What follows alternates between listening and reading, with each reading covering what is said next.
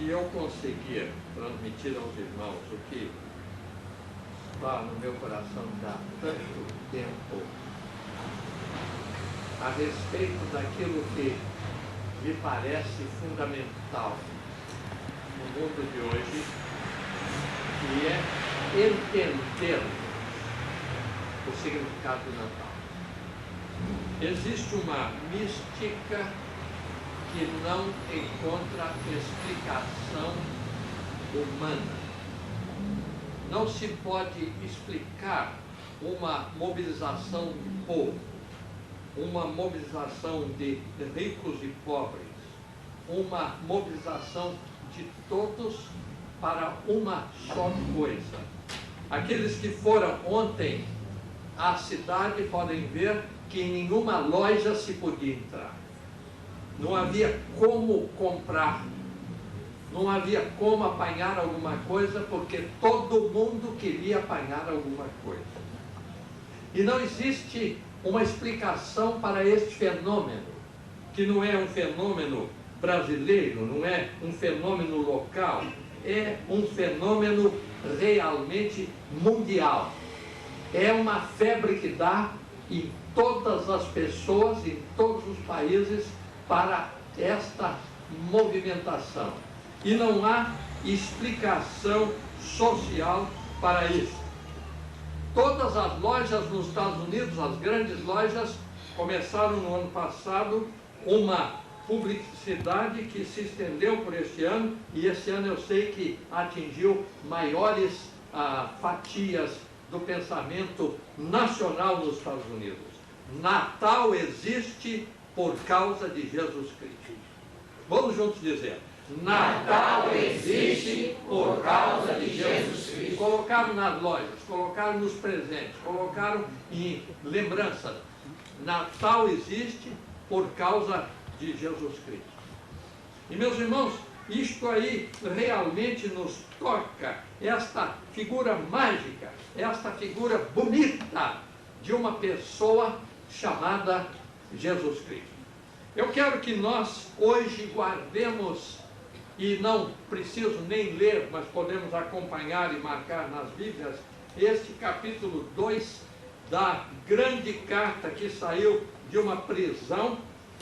Esta carta aos Filipenses, no seu capítulo 2, e nós vamos pensar, vamos concentrar os pensamentos, principalmente dos versos 5 até 11. É uma coisa extraordinária isto, meus irmãos.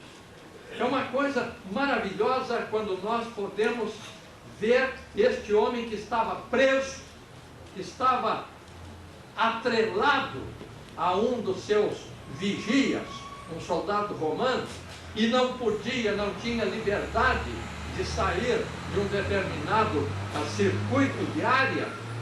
Este homem, preso, ele escreve e diz: tende em vós aquele mesmo sentimento que houve também em Cristo Jesus. E é interessante que lá naquela prisão, ele não diz: tende em vós o sentimento que houve em Jesus. Ele não diz que haja em vós o sentimento que houve em Cristo, mas ele une o Jesus da história com o Cristo da profecia. Ele une a eternidade, de sorte que haja em vós o mesmo sentimento que houve também em Cristo. É uma referência ao Messias eterno, é uma referência àquele que no princípio era o Verbo, e o Verbo estava com Deus, e o Verbo era Deus. Paulo está olhando o Cristo eterno e coloca nesta frase substantiva, unido ao Cristo eterno, o Jesus da história. O Jesus que mudou o calendário, o Jesus que dividiu a história do pensamento humano em antes de Cristo e depois de Cristo. É antes de Cristo num país comunista, é depois de Cristo num país comunista, é antes de Cristo num país socialista, é depois de Cristo num país socialista. Qualquer lugar se respeita esta divisão da história. E Paulo une aqui a eternidade a encarnação. De sorte que haja em vós o mesmo sentimento que houve também no eterno Cristo, no Jesus da história. O Jesus que veio, e aquela linguagem de João capítulo 1 é tão linda: o verbo se fez carne e habitou entre nós. O verbo se fez carne e colocou sua cabana de peregrino para ficar no nosso meio.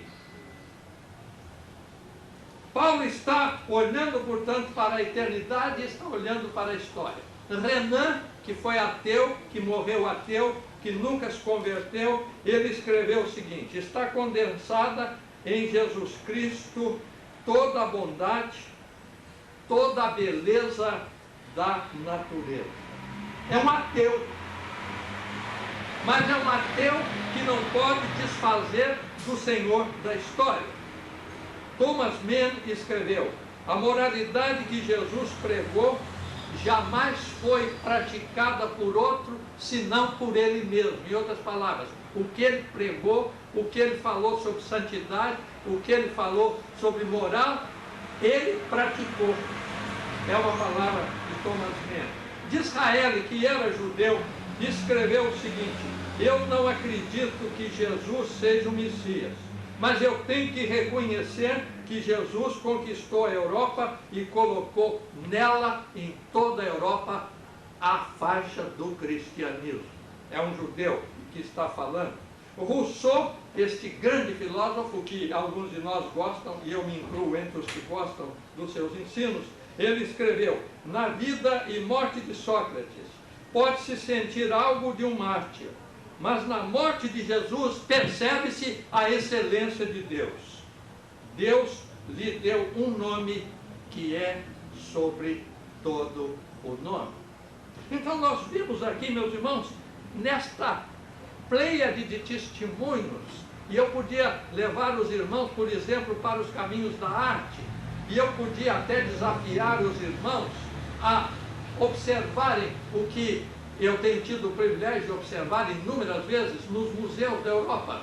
Por exemplo, se entra no Museu do Prado, em Madrid, aquela casa de cultura, aquela beleza, se entra normalmente no Museu do Prado de manhã, às 7h30, quando abrem as portas, e ninguém é capaz de sair antes do anoitecer. Tantas são as telas, tantas são as representações, tantas são as casas ornamentadas, mas a coisa que está por detrás é que a maioria dos quadros dizem respeito a Jesus Cristo, aos seus apóstolos.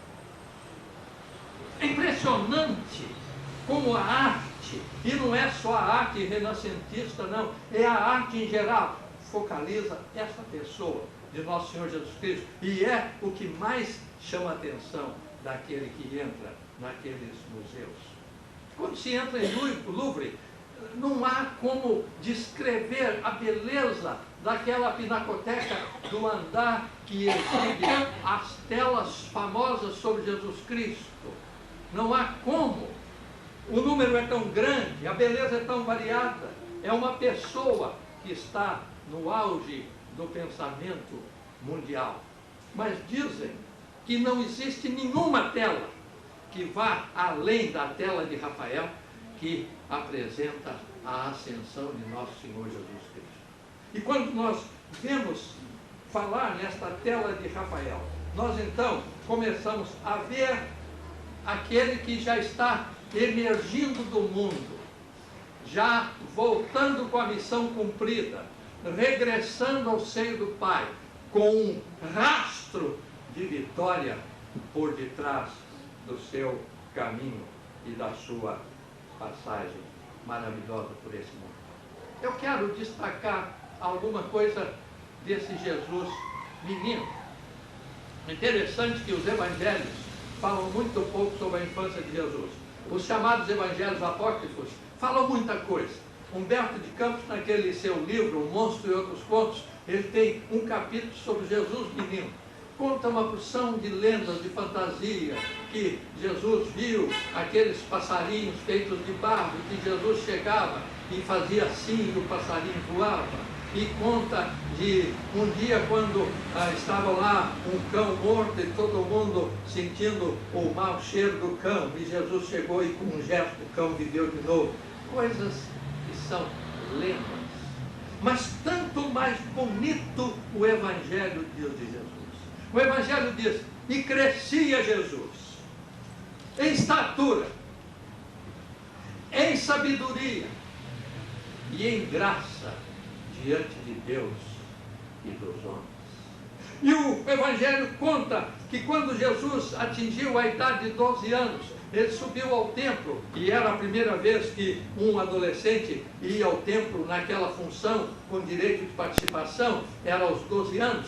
Jesus sobe no templo, e Jesus vai ali, e Jesus começa a conversar com aqueles sábios que estavam presentes ao templo, e Jesus começou então a ouvir deles as perguntas, e ele respondia aos sábios, e respondia de uma maneira maravilhosa. É a sua sabedoria, é o seu conhecimento. Nós vimos lá no capítulo 6 de Marcos aquela declaração, não é este o carpinteiro? Em outras palavras, eles estavam reconhecendo que ele tinha aprendido o ofício de carpinteiro, ele sabia trabalhar em movelaria. E diz um dos autores modernos que os jugos que Jesus fazia eram os jugos mais disputados no mercado naquela parte do mundo. E é por isso que ele diz, vinde a mim, tomai sobre vós o meu jugo, e aprendei de mim, que sou manso e humilde de coração. Os evangelhos dizem que uma certa ocasião foram para prender Jesus. Os meirinhos mandaram uns homens, uma guarda, para prender Jesus. E eles voltaram de mãos vazias e disseram, onde é que está ele? Por que não o trouxeste? E os inimigos que foram enviados disseram, nunca homem algum falou assim como este homem. Nunca houve ninguém que falasse como Jesus Cristo. E meus irmãos, se os irmãos quiserem ver uma coisa bonita, leiam o Sermão do Monte. Leiam o Sermão do Monte. Cotejem o Sermão do Monte com as obras da Academia Brasileira de Letra. Coloque lado a lado. E não existe nem a soma de todos e nem a soma de tudo chegará jamais aos pés do Sermão do Monte, o sermão que Nosso Senhor proferiu. Agora, quando nós pensamos que Jesus não foi fruto de uma escola filosófica, Jesus não cuidou da especulação ou da filosofia, Jesus não pertenceu a um sistema de teologia, nem do seu tempo, nem depois. Mas Jesus, com a sua sabedoria, ele foi além de todos os conceitos e de todas as conceituações de todo o universo dos pensadores de até então e de lá até aqui, porque nunca homem algum falou assim como esse homem. Eu leio aqui o testemunho de Dwight Hill. Ele disse assim, a nossa maravilha cresce. Ele não escreveu um só livro, ele não preparou um poema, ele não apresentou um drama, ele não fez um compêndio de teologia, ele não se preocupou com um livro de filosofia, ele não tocou nenhum instrumento, ele não escreveu nenhuma receita de remédios, ele não se especializou em astrologia, ele não era perito em numerologia, ele apenas aprendeu um ofício de carpinteiro, e na marca do calo de suas mãos ele abala os impérios, ele refaz as vidas, ele traz o reencontro a milhões de corações. Agora, meus irmãos, é tanto para dizer e é tão pouco tempo. Jesus Cristo é o nome que conquista. Leiam o Apocalipse. O Apocalipse mostra o triunfo de Jesus Cristo. O Apocalipse é o fecho da revelação. O Apocalipse é a história da finalização. E só tem no Apocalipse um herói. O nome deste herói é o leão da tribo de Judá, Jesus Cristo, nosso Senhor. A civilização caminha para o seu final. Nós estamos vendo os homens concluírem que não podem mais destruir a fauna. Eles não podem mais destruir a fauna. Eles não podem mais destruir as reservas verdes. Eles não podem mais seguir fazendo o que estão fazendo, de negociar com a presa do elefante, as riquezas. Está um artigo agora numa revista americana que as mulheres americanas estão com medo de usar o que eles chamam fur, F-U-R, que é este manto de peles. E as mulheres estão com medo de usar o fur, porque o povo protesta, porque para usar uma capa de peles, algum animal foi sacrificado. E o povo americano está começando a recusar seguimento a este final de era. O homem está destruindo o meio ecológico, está envenenando a comida. E nós sabemos que o mundo caminha tristemente. Esta peste do AIDS vai matar milhões nestes últimos 10 anos. Mas, por outro lado, as tribos da terra estão recebendo a palavra de Deus. E já quase 5.000 línguas têm a Bíblia para ler. É uma coisa que não tem explicação. Só não é crente quem não quer. Mas quem não é crente está perdendo a maravilhosa sensação de servir no exército de Jesus Cristo. O exército que regenera. O exército que anima. Eu me comovi com essa carta de Fortaleza que chegou ontem, quando o pastor Enéas me trouxe e disse, foi a primeira carta que recebemos. Eu disse, foi um presente de aniversário. Como é que uma senhora escreve dizendo, depois que eu entrei em contato com os senhores, o meu marido que brigava parou de brigar. Os meus filhos que não obedeciam começaram a obedecer. E eu me sinto diferente. Como é possível? É o poder de Jesus na vida, no coração daquele que nele tem. Nós temos, portanto, meus irmãos, muito que celebrar. E eu quero encerrar com esta declaração do anjo a Maria. Chamarás o seu nome, Jesus, porque ele salvará o seu povo dos pecados dele. Meus irmãos, não existe tragédia maior do que a tragédia do pecado. Não existe algo mais incrivelmente triste do que o pecado, porque a pessoa que está enlevada e presa ao pecado nem sempre para pensar no que o pecado é. O pecado desfigura. O pecado toma uma família unida, feliz, sentada à beira da mesa, comendo as refeições com alegria, e o pecado entra ali, e o marido esquece os filhos, esquece a esposa, e vai para os caminhos da malandragem e da vagabundagem.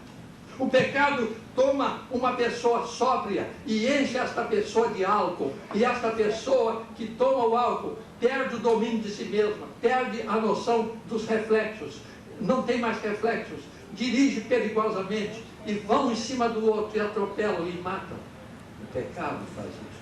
O pecado faz com que a pessoa drogada, dominada pelas drogas, se torne indomável.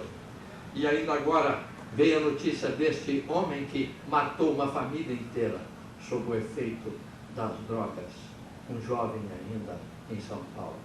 Como é possível o pecado desfigurar e prejudicar e arruinar e destruir?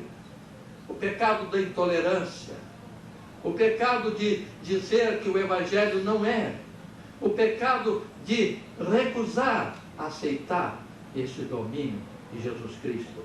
Mas a pessoa perde a razão, perde a noção do que é o pecado.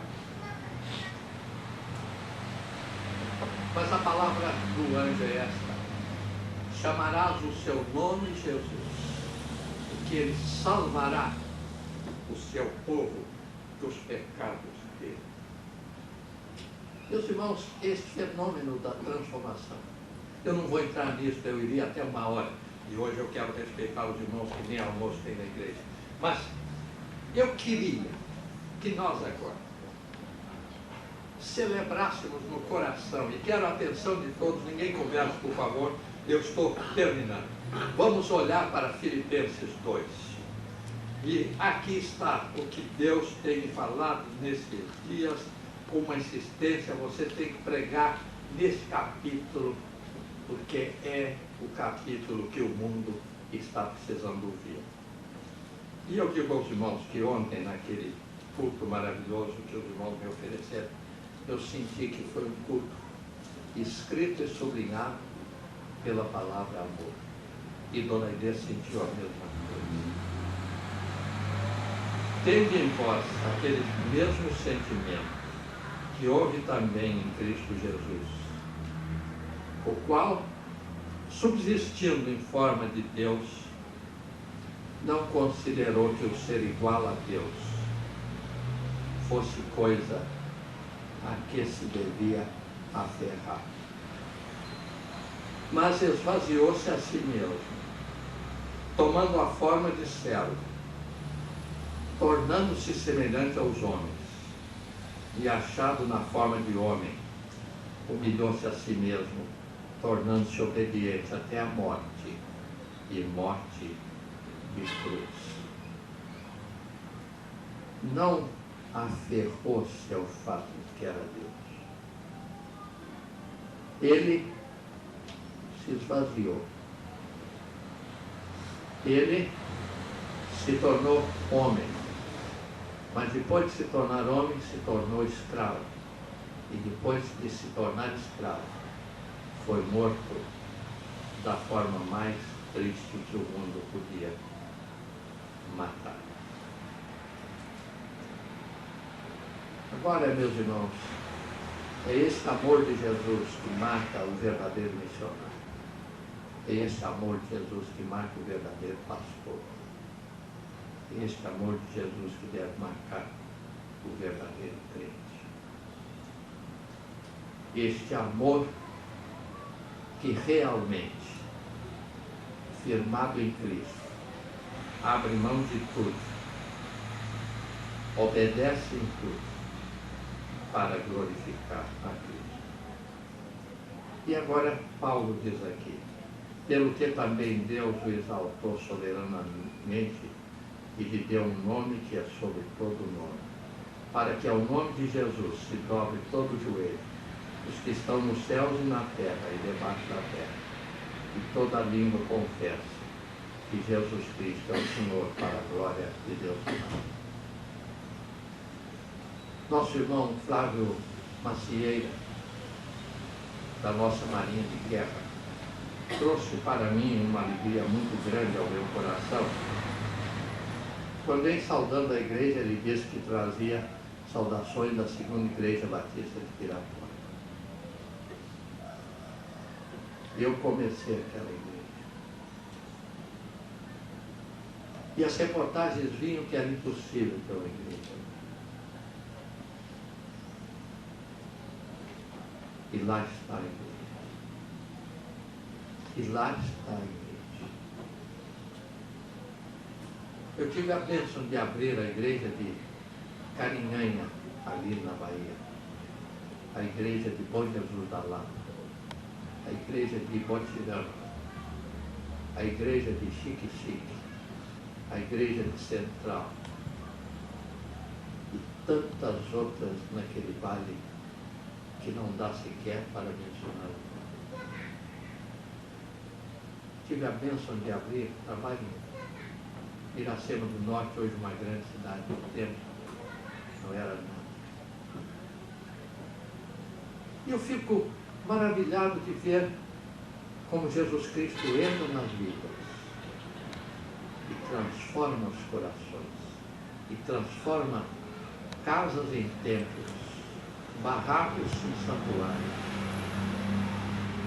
Eu me lembro aquele dia em Botirama, quando vi aquela lavadeira ali lavando a roupa, e eu desci do barco que estava carregando lenha, e disse: a senhora conhece Jesus Cristo? Eu sou missionário de Jesus Cristo. E ela disse: eu sou de uma religião chamada Batista, mas aqui não tem nenhum Batista, então eu não sou nada. Eu digo: somos dois, eu e a senhora. Foi o início da igreja de Botilho. É o reinado de Jesus nos corações.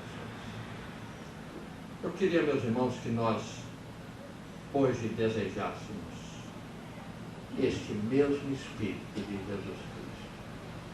E coloquemos o nome dele como a nossa primeira e maior preocupação, e a sua vontade como nosso maior desejo.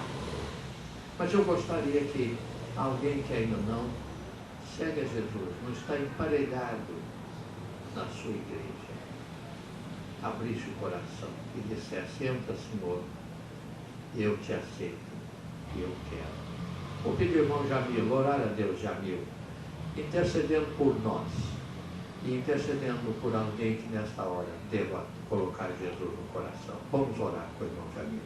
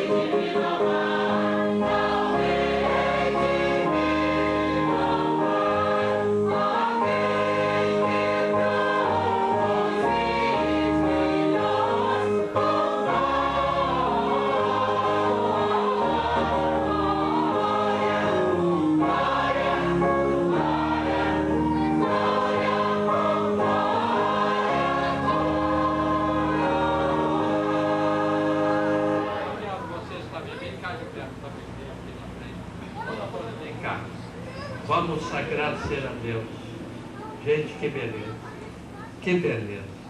Graças a Deus. Você é o Rodrigo, é? Vem cá, rapaz, dá um abraço. Vem cá, passa aqui. E você é o João Paulo. Chegou aqui o Jonathan dele, é aqui. O Jonathan disse: eu já sou crente, já fui batizado. Ele está Jonathan bonito, né? Vem cá. Vamos agradecer a Deus. Todo o nosso coração por Jesus Cristo realmente nosso Senhor.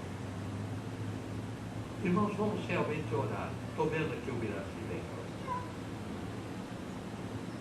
Todo mundo diz que eu gosto muito do Biraci. Mais ou menos. Ele quer batizar, queria batizar no dia 31, eu digo: vamos esperar um bocadinho mais. Mas quero você um crente 100%.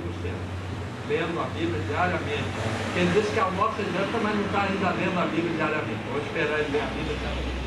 Vai para lá, eu estou vendo a Elvia aqui,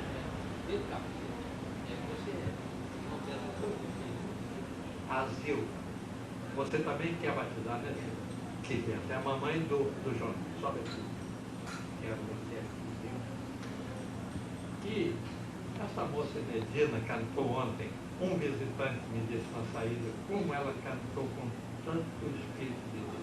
E Medina é de agradecer, né? É de agradecer. Eu quero que Flávio venha aqui, você vai dirigir nossa oração de consagração a Deus e de amor a Jesus e gratidão a Jesus. Ó Deus, nós te agradecemos, Pai Celeste, por estarmos aqui, ó Deus, diante da Tua maravilhosa presença, ó Pai. Te agradecemos por cada uma vida aqui presente, ó Deus. Senhor, nesse momento, quando colocamos diante da Tua majestade, ó Pai, as nossas vidas, consagrando-nos cada dia mais para engrandecimento da Tua causa, ó Deus, aqui na terra. E também, ó Deus, para levar o Evangelho que, ó Deus, tanto amamos àqueles que carecem e necessitam, ó Deus, dessa palavra. Ó Deus, nós, mais uma vez, humildemente colocamos as nossas vidas diante do Teu altar, para que o Senhor continue a nos abençoar, ó Deus, nesse ano que está se findando e no próximo ano, ó Deus, que sabemos que vai ser um ano de vitória, um ano realmente de muita vitória, porque o Senhor está nos orientando e nos guiando. Obrigado, ó Deus, pela vida de cada um aqui mais uma vez. E rogamos que o Senhor nos oriente, nos capacite para que possamos Te adorar e Te bendizer em espírito e em verdade, em nome do Senhor Jesus. Amém. Agora nós vamos para casa e eu quero apelar, né, a vocês